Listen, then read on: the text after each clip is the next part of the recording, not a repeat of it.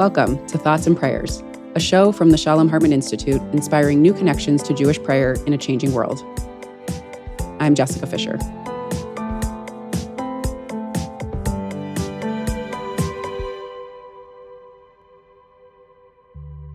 I recently had a conversation with a friend whose father died about a year ago. She's not particularly observant or drawn to synagogue or prayer life, but she did find herself wanting to say Kaddish periodically throughout her year of mourning, in part out of loyalty to tradition, in part out of a desire to honor her father, and in part to create space to remember him while surrounded by other people, other voices. Before COVID, her synagogue held morning and evening services in its chapel daily, but now most of those services were exclusively on Zoom. As we spoke, she reflected that she hated the Zoom service and felt no meaning in participating. But she also recognized that, aside from this new experience of wanting to say Kaddish, she had never supported the minyan by attending it and didn't have much of an interest in doing so in the future. Another friend of mine had a different experience. When his father died, he found that he preferred to join the Zoom service of the synagogue where he grew up, rather than go in person to his local congregation. It brought him comfort to see the familiar faces of his childhood as he remembered their contemporary, rather than to be in a community of people who never really knew his father. And on top of that, the timing of the service suited his schedule better. I imagine many of us have had our own experiences with juggling between what's best for us and supporting others, both in the context of praying and not. Maybe it's feeling guilty when we need a break from being a caregiver for our aging parents or our young children. Maybe it's throwing ourselves into volunteer roles for causes that are important to us only to get burnt out. Similarly, when it comes to our prayer lives, we're often caught in the tension between what's best for us as individuals, the perfect time or style or location of a prayer service, and the emphasis on praying in and therefore supporting a community. Today, we are going to look at different permutations of how people navigate their own needs as individuals and the needs of others through the lens of prayer. This tension is something that plays out in all kinds of ways in North American life. See any number of alarm-raising thought pieces about the fracturing of communal bonds, about loneliness, polarization, and more. The push and pull between prioritizing self and community is true of our prayer lives too. Praying with a community is a core value and expectation in Jewish life, but it's not always the most direct path towards spiritual fulfillment and divine connection. For some, a deeply personal, intimate conversation with God is an essential aspect of prayer. I spoke to Yossi Klein Halevi, a senior fellow at the Shalom Hartman Institute, about what it means to develop a relationship with God as an individual while still feeling tied to the broader Jewish community.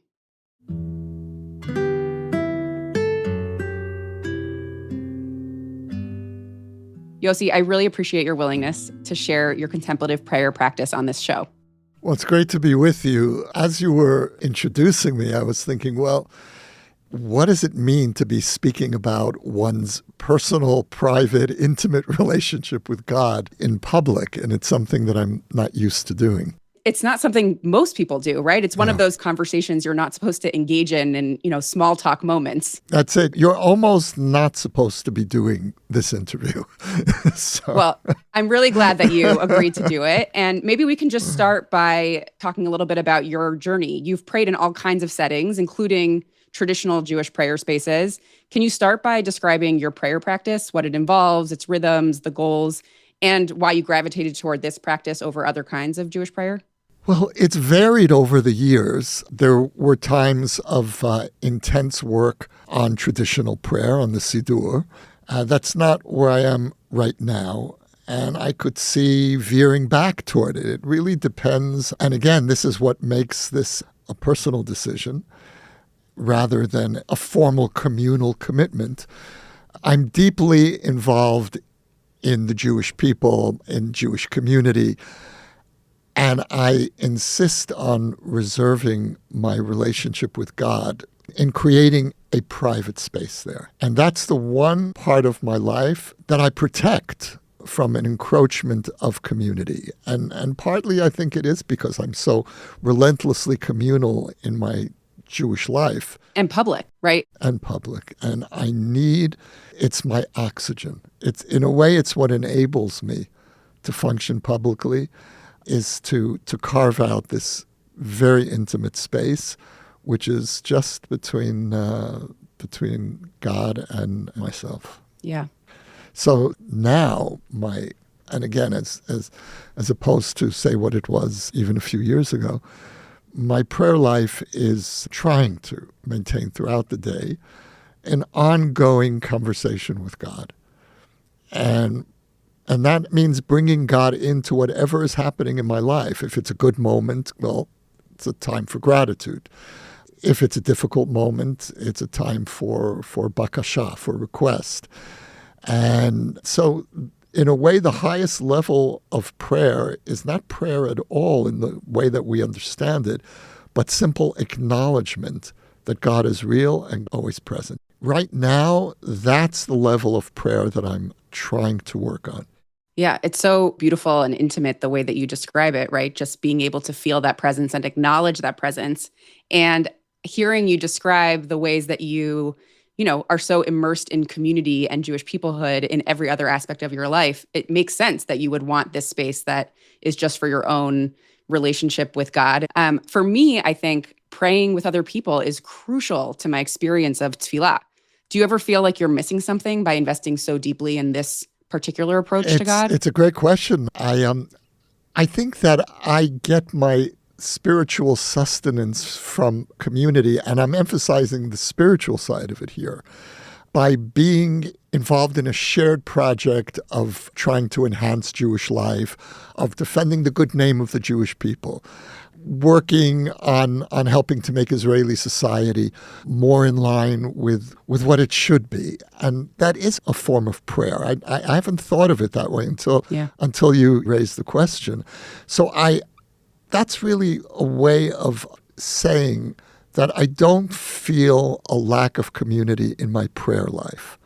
I think that if I wasn't so immersed in Jewish community life, I would need more of community input in my prayer life.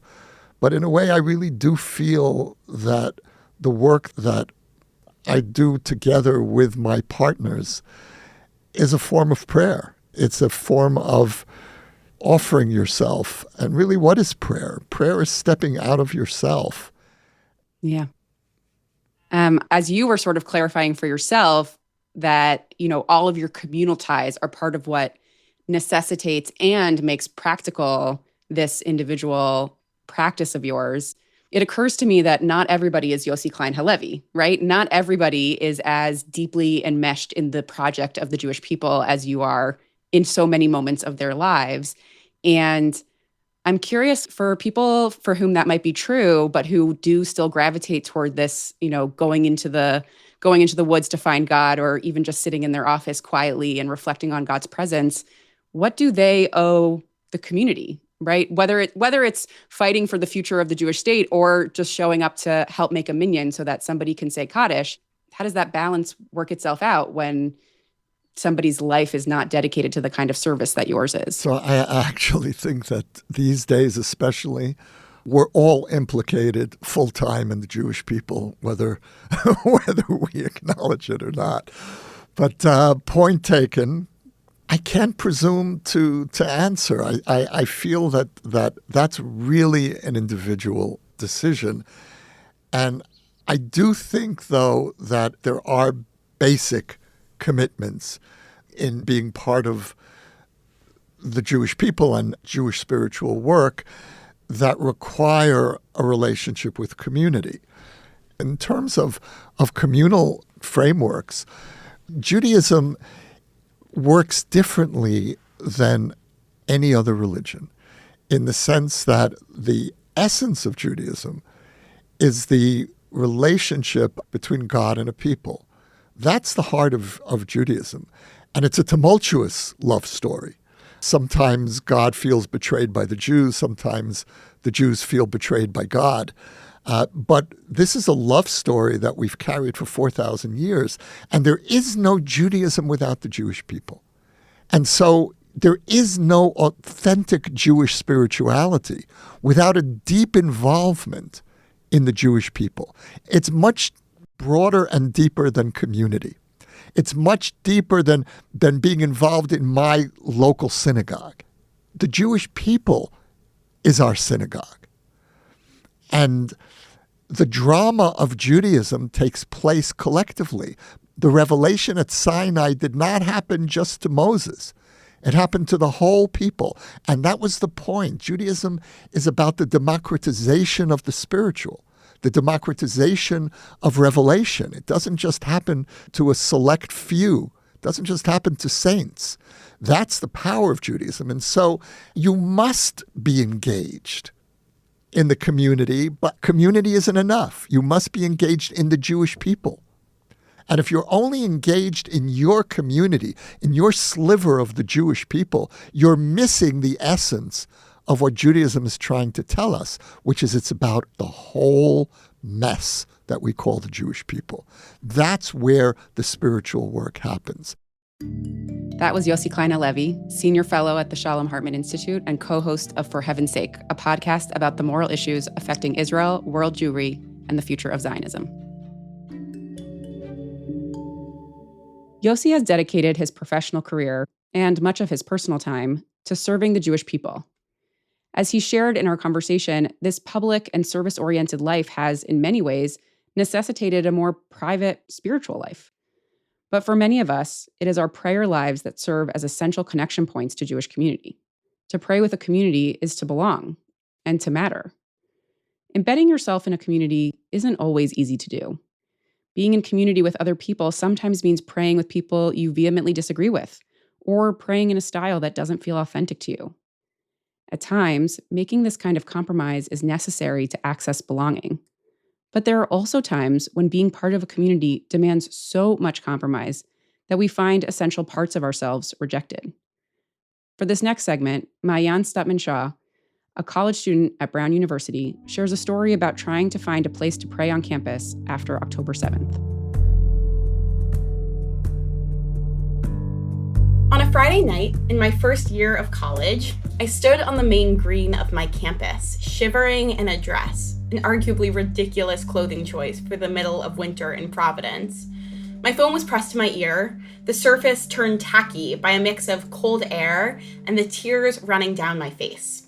My mom was on the other end, her voice quiet, trying to comfort me and help me make what should have been a simple decision: how to spend my Friday night. You might be thinking that I was asking my mom for advice on what frat party to go to, but I was actually torn between 3 Shabbat services, 2 at Hillel and 1 with Jews for Ceasefire Now. So many people have asked me the same question since October 7th. What's it like to be a Jewish student on a college campus right now? They're mostly asking about protests and Israel politics and if I feel safe on campus. These questions matter, but for me, the biggest impact has been not my sense of safety, but my sense of belonging and community. In the fall of 2023, I just returned from the Shalom Hartman Institute's Chavruta Gap Year, a place where pluralism wasn't just a word. It was real, messy, and alive. During Chavruta, I was part of a community where I could learn, debate, explore, and pray with my peers. I hadn't grown up with a strong Jewish community of kids my own age, and after finally finding that on my gap year, I was nervous about what kind of Jewish community I would find at Brown. For the first month of my freshman year, I was immersed in the kind of community I needed. September was filled with Hillel barbecues, meaningful Kabbalah Shabbat services, and Torah study with friends. I was settling into something that felt both familiar and entirely new. There was that lovely, warm buzz of belonging. And then, October 7th, a day of horror and unspeakable grief for Israel and the Jewish people. Though the events of that day unfolded thousands of miles away, the reverberations were felt deeply on many American college campuses, including Brown. A chasm very quickly formed within the Jewish community. At other schools, Hillel grew and strengthened in the months after the attacks. At Brown, the opposite happened. Students started walking away, fast. They were leaving because of Hillel's explicitly Zionist stance. These students weren't Hillel outsiders. They were the ones who had led services, taught Torah, and built the community. And now they were gone, and the vibrant community I had just joined suddenly seemed fragile. They'd formed their own space, first called Jews for Ceasefire Now, which they later renamed Jews for Palestinian Liberation. This group wasn't just a political home. It was a deeply spiritual one, too. A robust community that combined protest, prayer, and learning. A community built by people who had once been at the center of Hillel and were now practicing Judaism somewhere else entirely. And the Hillel community felt their absence. For months, Hillel couldn't get enough people for an egalitarian minyan on Friday nights. The energy was gone. The room felt hollow. So, there I was, standing in the middle of the main green with my phone pressed to my ear as I weighed the 3 options that I had for Shabbat services. One was the Orthodox service at Hillel, a lively prayer community with beautiful singing that was the type of praying I loved, but with a mechitza running through the middle of the room, separating me from my male friends and ensuring that I could never lead services, leaving me only to participate from the sidelines, just another Jew in the pew. While the students there were always very welcoming, most had gone to the same Jewish day schools and sleepaway camps. They came from a different world, and that distinction felt clear when I was sitting by myself in services. Another option was Hillel's traditional egalitarian minyan, a service where my feminist values and Jewish commitments would be recognized, but one with very few people, sometimes not even enough for a minyan, and as a result, lackluster tefillah. The third option was Jews for Ceasefire Now. At this service, which was held in a student's home off campus, the davening was electric. The space was small and the students were filled with passion, the music reverberating throughout the room. Coming to this service met my needs for an egalitarian and deeply rooted Jewish prayer community. But for all the ways this felt like the right fit for me Jewishly, this was an explicitly anti-Zionist space. The front of their homemade siddur featured a disclaimer, explaining that during their Kabbalat Shabbat service, the word Yisrael does not refer to the country of Israel, but instead to the Jewish people and the biblical story of Jacob wrestling with God. That disclaimer didn't work for me. I just returned from a year in Jerusalem. Many of my close friends were actively serving in the Israeli Defense Forces. Whenever I faced east to pray, I thought of the country and the time I had spent there, and my friends, risking their lives to protect it. I don't remember what community I chose to join that specific night, because this wasn't just a decision I needed to make that one Friday. It's been 2 years of this kind of decision making. 2 years of walking into rooms where different parts of me are half seen and half welcome. 2 years of deep spiritual loneliness. Since high school, I imagined college as the place where I would find my spiritual home. Instead, I keep having to choose between pieces of myself.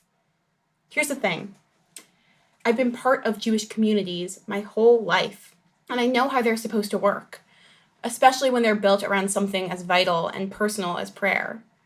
To be in a community, you compromise, you bend. Because a community in which members don't need to compromise is not a community at all. It's an echo chamber. But this isn't bending. This is me breaking. To stand in the cold and be forced to choose between prayer spaces where a core part of my identity or value system is denied is not compromise, it's erasure. My commitment to gender equality, my love of communal prayer, and my connection to the state of Israel are all core parts of my Jewish identity. And after 2 years of this, I'm tired. Tired of choosing between my politics and my spiritual and religious needs. But here's what I'm holding on to. I keep showing up in all of these spaces, even when it's hard, even when the room feels hollow, or I'm not sure where or how I fit. Because being a part of a community means showing up.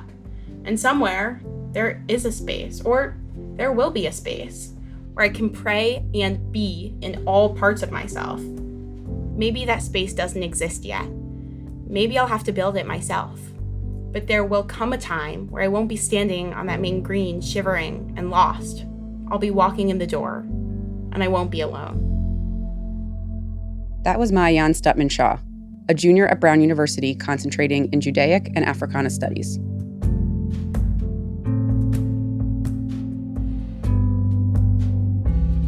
I found Maayan's story relatable, painful, and inspiring all at once. Finding a communal home requires so many variables to align. When you're hungry for the shared experience of sitting in a room with your voice raised in prayerful song, the lack of that space can compound the feelings of isolation. Yet, her insistence that someday she will find or create the kind of prayer community she dreams of is an important reminder not to give up on getting those variables to align. People who pray are often caught between a desire for personal, spiritual connection and the yearning to be part of something larger than themselves. My colleague, Dr. Elana Stein Hain, and I had a conversation about the power of a sanctuary to root us to community, lift our prayers to God, and grant us a greater understanding of our own place in the world. So I want you to picture this. My father-in-law, who was a pulpit rabbi for 50 years, back when he was in his 20s, serving in Houston, Texas, it's evening time. A man walks in to the synagogue seeking the counsel of the rabbi. So my father-in-law, of course, invites him into his study. Now, the place is locked and there's nobody else in the building. And the guy pulls out a gun and says, "Rabbi, I'm going to kill you." And he explains why. His wife was a member of that synagogue and was going to leave him. And he felt rejected and angry and he needed someone to take his wrath out on. And he chose the rabbi. And so my father-in-law, I'm always amazed by this. He kept his wits about him. And he said, before you do anything, why don't you come with me into the sanctuary so we can pray together for a few minutes? And that's what they did. They walk into the cavernous, quiet, nighttime sanctuary, stand in front of the ark. My father-in-law recites a prayer out loud, and the gunman breaks down weeping. And then my father-in-law was able to convince him to hand over the gun. And thank God, the rest is history. I can picture myself being the last person in the building, no one else is there, someone coming in, saying they need a rabbi. I don't know what I would have done in this situation. Why do you think your father-in-law invited the gunman into the sanctuary?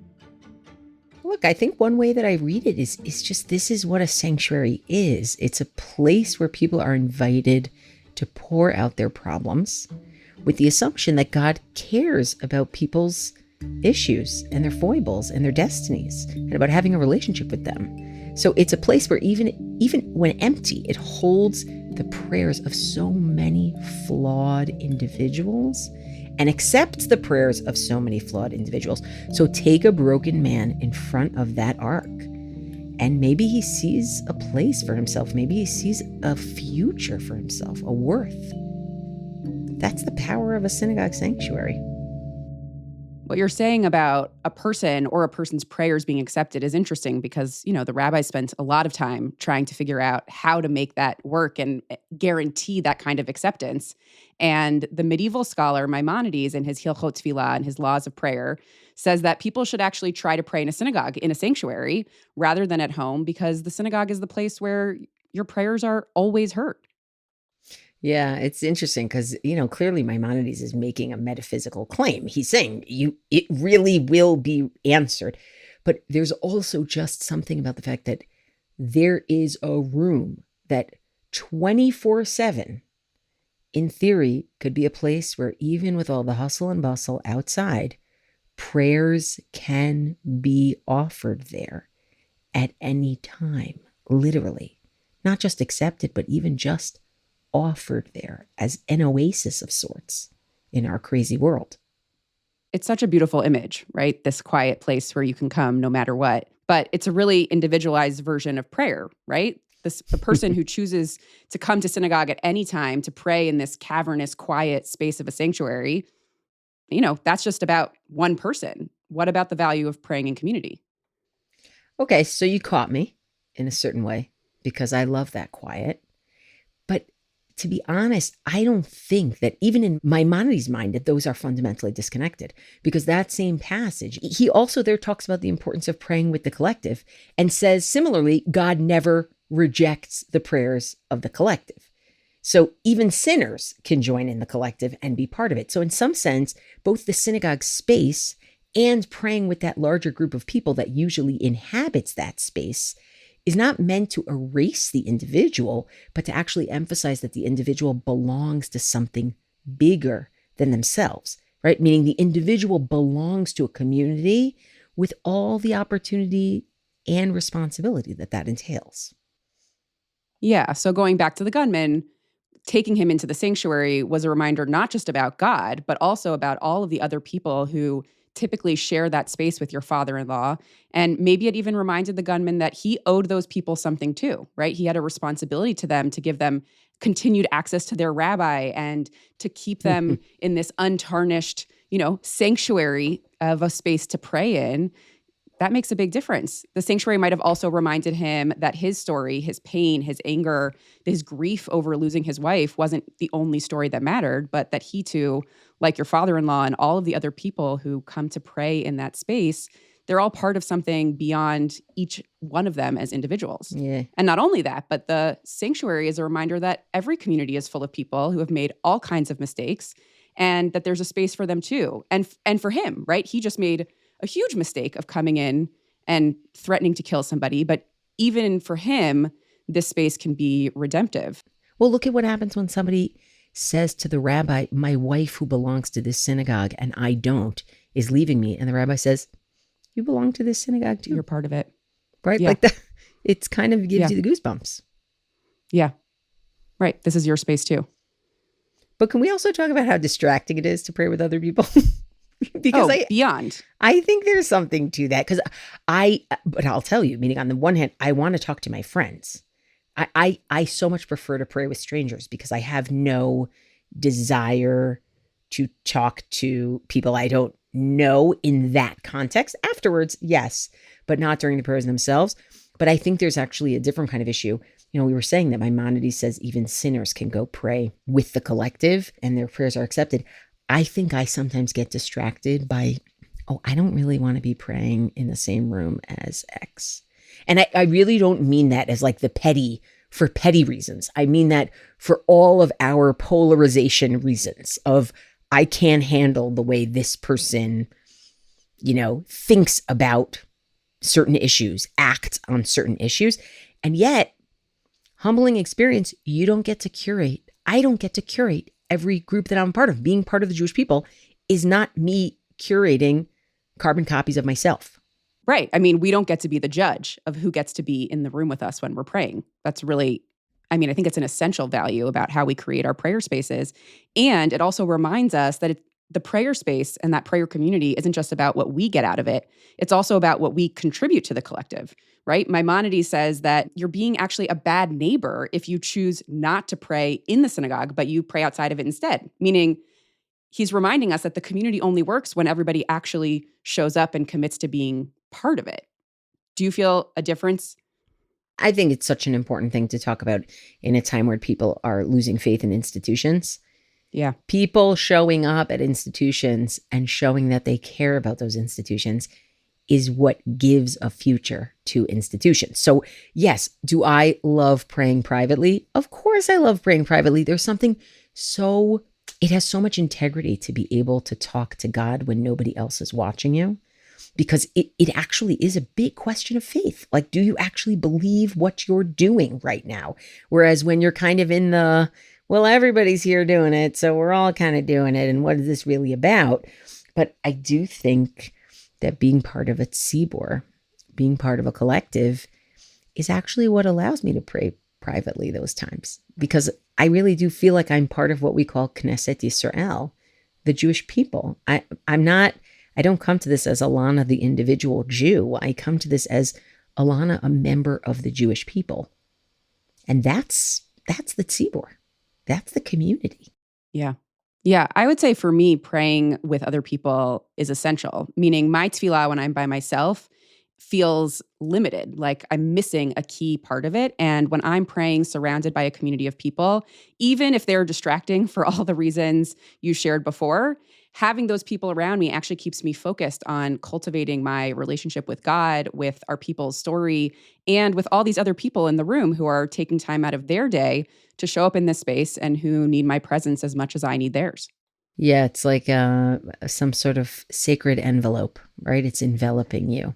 Yeah. And I do think it's interesting. I love that we started with this intensity of a crisis story, because sometimes that actually does remind you of just the basic power that a place has or an experience has that we take for granted because we've just become so used to it. Right? So to me, it kind of says, how do I make sure that even in the non-crisis, I don't take those opportunities for granted? Yeah. And how do I make sure that I'm checking myself and my instinct to do what's best for myself by being in relationship to other people, being with community, and making sure that I'm showing up for them, and also recognizing when these people around me, have something that I need to hear from them too. Yeah. It's the post-COVID realizations. We actually do need other people, and they do need us. Thanks, Elana. That was Elana Stein Hain, Rosh Beit Midrash and Senior Research Fellow of the Shalom Hartman Institute. She's also the host of Texting, a podcast that explores how classic and modern Jewish texts can help us wrestle with the big dilemmas of our time. Elana's story about her father-in-law highlights not only the powerful impact of sacred space, but also the importance of the people who make up that space and the value of embedding yourself in community. But, as we each acknowledged in our conversation, this isn't always simple to do. Being in community with other people sometimes means praying with people you vehemently disagree with, or praying in a style that doesn't feel authentic to you. At times, making this kind of compromise is necessary in order to access belonging. But there are also times when being part of a community demands so much compromise that we find essential parts of ourselves rejected. Each of our contributors today has done a little bit of a dance, trying to have the best of both worlds. A prayer life that is rich and personal, while still finding ways to be tied to, or even responsible to, a community. The sages, too, tried to imagine the possibility of a robust communal life that also had room within it for a private relationship with God. In our last segment, Rabbi Akiva Mattenson introduces us to a rabbinic teaching about an ancient miracle that may have resonance for our own lives today.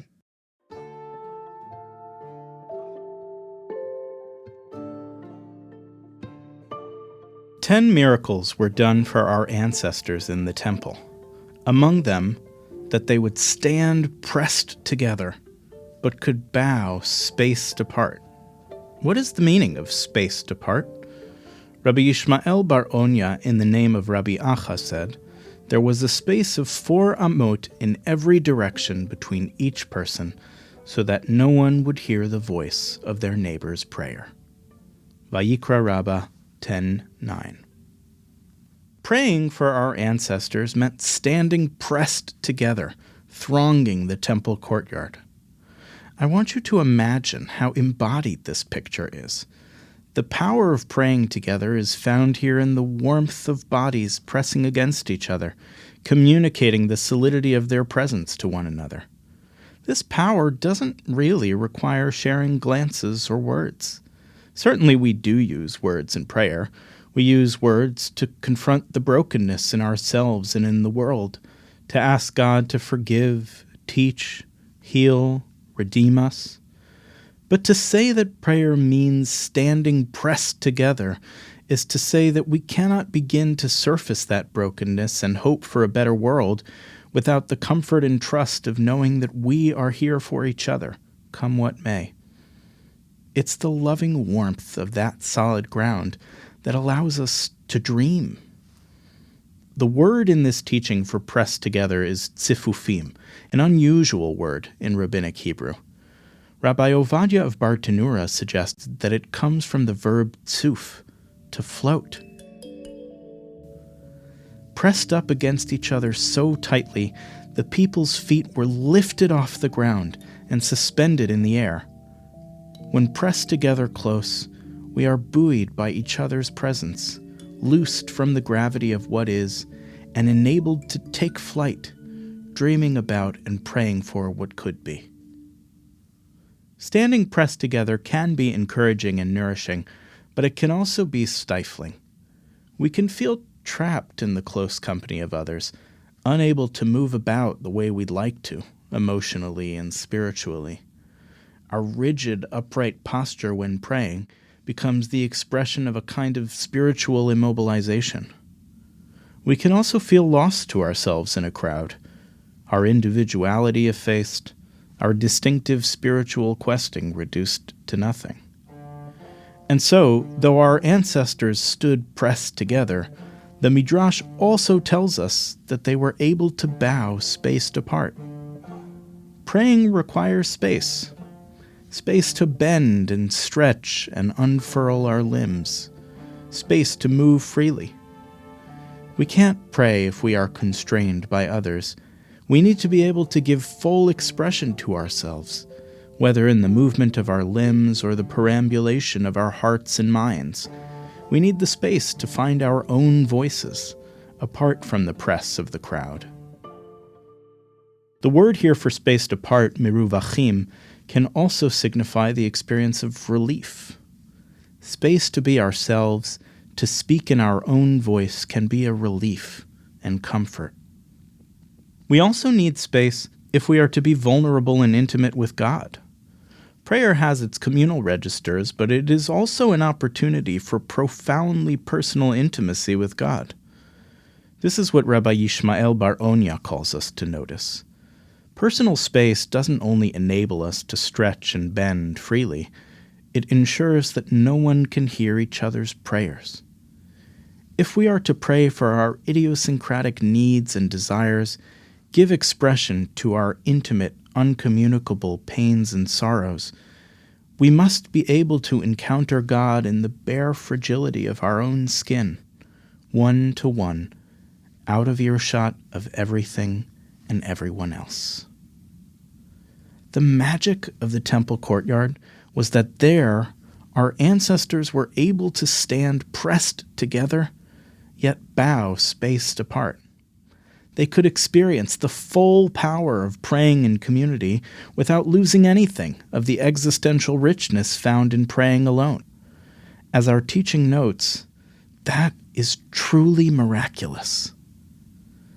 But we don't live in a world suffused with miracles. In fact, the sages of this teaching didn't either. This miraculous synergy between communal and individual prayer was for them a thing of the past, of the temple, that more enchanted place and time.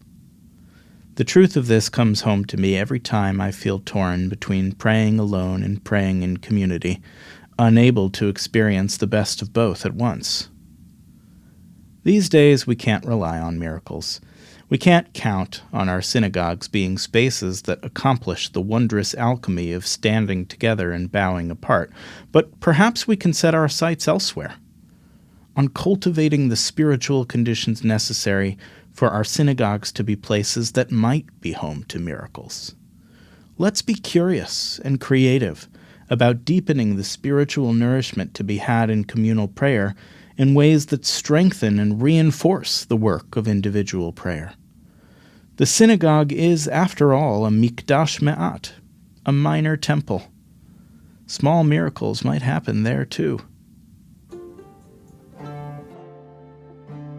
That was Akiva Mattenson, faculty member of the Shalom Hartman Institute and a content advisor for this podcast.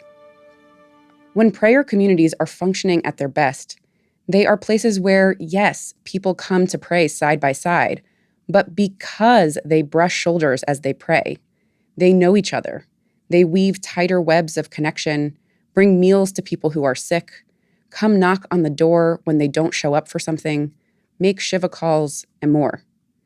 And because people put all of these deposits in the bank of relationships by showing up for each other in prayer and in life, they receive those gifts of presence and care in return. Being part of praying communities gives us the spiritual reserves to contribute to the collective. This is not to say that prayer can and should only happen in the context of community. As we heard in this episode, communal prayer can be about belonging, and it can amplify the spiritual power of prayer. But praying with others can also detract from our ability to pray And sometimes the deepest form of spiritual connection and recharge comes from praying alone. We live in a time of radical autonomy, where we are each free to make our own choices and commitments, where we are free and sometimes even encouraged to prioritize ourselves, our needs, and our preferences over the collective. As a society and as individuals, we've gained a lot because of this shift, but the caring relationships that nurture us and our communities are fraying as a result. As you heard from each of our guests, there is more than one way to balance the scales of individualism and community, and each guest, in different ways, articulated the importance of having both in our lives. Sometimes the most direct path toward God is through private, ongoing dialogue, and sometimes it is the most crowded public spaces that grant us access. Sometimes community can anchor us, but other times it can force us to deny essential parts of ourselves. Sometimes the most direct path toward God is through private, ongoing dialogue, and other times it is the most crowded public spaces that grant us access. There are strands in our tradition that center both types of practices. The rabbis of the Talmud instituted the framework that developed into the fixed communal prayer we experience today. But they also held up Hannah, the biblical woman who prayed silently and alone, as the paradigmatic example of a person in conversation with God. For the sages, then, a rich prayer life may demand some combination of both personal and communal prayer. The key is to find the balance that works. Thanks for listening to our show, and special thanks to our guests, Yossi Klein Halevi, Maayan Statman Shaw, Elana Stein Hain, and Akiva Mattenson. Thoughts and Prayers is produced by me, Tessa Zitter, and our executive producer is Maytal Friedman. Our content advisor is Akiva Mattenson, and our production assistant is Shannon Miller. This show is edited by Josh Allen and features theme music by Gabe Scherzer, marketing by Annie Bayer-Chaffetz, and additional music consulting by Josh Warshawski. Thank you also to our contributing producer, M. Lewis Gordon, and to Dina Weiler and Gabe Scherzer for additional production assistance. Transcripts of our show are now available on our website, typically a week after an episode airs. We'd like to hear from you about the show. If you'd like to share your thoughts on prayer, please write to us at thoughtsandprayers@shalomhartman.org. To keep up with Thoughts and Prayers and the Shalom Hartman Institute, follow us on Instagram, Facebook, and YouTube. For more ideas from the Shalom Hartman Institute about what's unfolding right now, sign up for our newsletter in the show notes and subscribe to this podcast everywhere podcasts are available. See you next time, and thanks for listening.